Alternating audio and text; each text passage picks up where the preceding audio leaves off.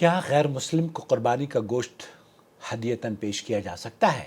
دوستو، بھائیوں اور بہنوں، ہم یقیناً بر صغیر میں رہتے ہوں یا یورپین کنٹریز میں، اور اکثر ہمارے گھروں کے برابر میں جو ہمارے پڑوسی ہوتے ہیں، جو ہم سے ملتے ہیں، جو ہمارا خیال رکھتے ہیں یا اسلام کی طرف مائل ہو رہے ہوتے ہیں، اسلام کو سمجھنا چاہتے ہیں، انہیں آپ تحفتاً دے سکتے ہیں یا نہیں دے سکتے ہیں؟ سعودی عرب کی فتویٰ کمیٹی سے پوچھا گیا کہ کیا جائز ہے کہ گوشت کی قربانی کا جو جانور کا ہوتا ہے گوشت، اس کو ہم کافر کو دے سکتے ہیں؟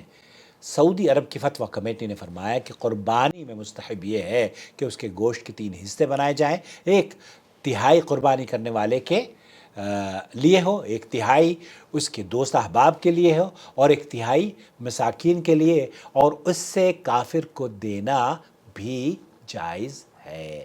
کافر کو بھی، جو غیر مسلم ہیں، اس کو بھی گوشت بقرعید کا دیا جا سکتا ہے بطور تحفہ، یا اس کی قرابت داری کی وجہ سے، یا اس کی ہمسائیگی کی وجہ سے، یا اس کی تالیف قلب کی وجہ سے۔ تالیف قلب، ایک دیکھیے، ایک ہمارا پڑوسی ہے، اور پڑوسی کو اگر آپ گوشت تحفے میں نہیں دیں گے تو عید کے دن اور کیا دیں گے؟ اگر وہ گوشت کھاتا ہے تو تحفے میں ضرور اس کو گوشت دیں، بلکہ پکا کے دیں، پکا کے ساتھ روٹی کے ساتھ دیں، اور اس کے ساتھ آج کل تو موسم ہے آموں کا، آم کا تحفہ بھی ان کو بھیجیں۔